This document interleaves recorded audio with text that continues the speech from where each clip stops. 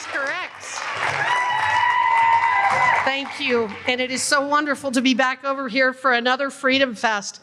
What an incredible day. We drove over from Cheyenne, stopped at Rollins for a celebration there, and then drove on up to Lander. And every time I'm back in Wyoming, it just reminds me of why I love this state, why I love representing you back in Washington, D.C., and why I must dedicate every single minute to making sure that I am protecting the citizens of Wyoming. A couple of weeks ago, I had an opportunity to go to the House floor, and I did what was called a special order one night, and I gave a 45-minute speech about the greatness of America.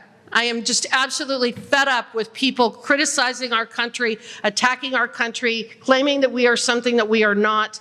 And so I went to the floor and I described all of the reasons why we should be proud of America and we should be proud Americans. I obviously don't have 45 minutes today, so I'm going to read some of the excerpts of what I talked about that day and kind of fit it into what you're doing here today, this evening, with this Freedom Fest. Last weekend, America celebrated a milestone that was unthinkable in the darkest hours of our great revolution 250 years ago. On July 4th, we celebrated the triumphant anniversary of 2.5 centuries as a free people, participating in self-governance and unshackled by despotism. 250 years that at times has involved struggle, hardship, discrimination, and war, while also yielding 250 years of freedom, opportunity, respect, compassion, and unprecedented prosperity. 250 years of a truly inspirational legacy that warranted the spectacular celebrations that we saw occurring from coast to coast. Celebrations that should not only make us all proud to be Americans, but to remind us exactly of what America is, but also what we are not. I believe this year's celebrations have so far focused on the right things. We have focused on what has made America great. I am optimistic that the festivities that we have enjoyed and will enjoy will begin to inspire an entire new generation and provide us with a new sense of purpose in our national identity. Our parades have brought communities together to celebrate our shared culture, history, our fate, and waving our common flag. Our pilots have painted the skies as a salute to America's military greatness in defense of freedom, liberty, and justice. And our fireworks lit up the night from sea to shining sea so bright that they could be seen from space, like the headlights pointing in the direction of America's next manifest destiny.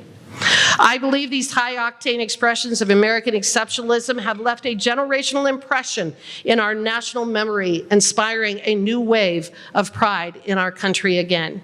Watching international soccer fans discover the United States for the first time should make us all proud, and I know that it has me. I have also been inspired by the way the world honored our 250th from their own capitals, from the Axis rivals of Tokyo and Berlin to the center of America's oldest ally in Paris. I hope we will continue to harness the gravity of this summer's anniversary through the rest of the calendar year.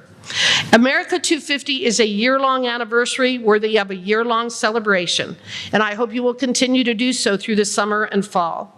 And I will hope that you will do so while staying true to what America is and what it isn't.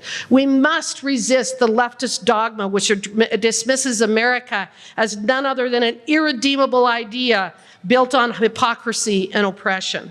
We are a nation of settlers who built the greatest country in the world, and we do not need to apologize for it. We need to reject the lie of the 1619 Project and reestablish the inaugural year of American slavery as our true founding. That is not true. We need to embrace the miracle of 1620 when the Pilgrims set out on their inaugural expedition of America's westward reach of manifest destiny. America actually has so much to be proud of, and especially right here in Wyoming. We are celebrating our 136th birthday today. Happy birthday, Wyoming. We We are the first state to allow women the right to vote, the first state to establish a national monument, national forest, and national park, and we have so many other firsts. At a time when Americans are reflecting on who we are, I want Wyoming to be at the forefront. Wyoming represents what America is. We are energy abundant, fiscally responsible, and incredibly protective of our treasured land and resources. But above all, we care about our neighbors, and that's what I see in this room this evening. America 250 marks the milestone of a nation born out of grit, a desire for improvement, and a quest for innovation that are ingrained in our pioneer DNA. Our character and culture right here in Wyoming defines what it means to be an American. Our humble prairies have cultivated and shaped the best qualities of the American spirit. We build our families as our highest priority. We attend church and we pray together. We work overtime to feed our neighbors. And I hope that we will honor this year's anniversary by going the extra step to get more engaged in our community, remind each other of our shared heritage, and go the extra miles for our neighbors, our communities, our state, and our country. Yes, I want your vote. I'm running for the United States Senate. Having the opportunity to be here today and having your support is an honor of a lifetime. I love Wyoming.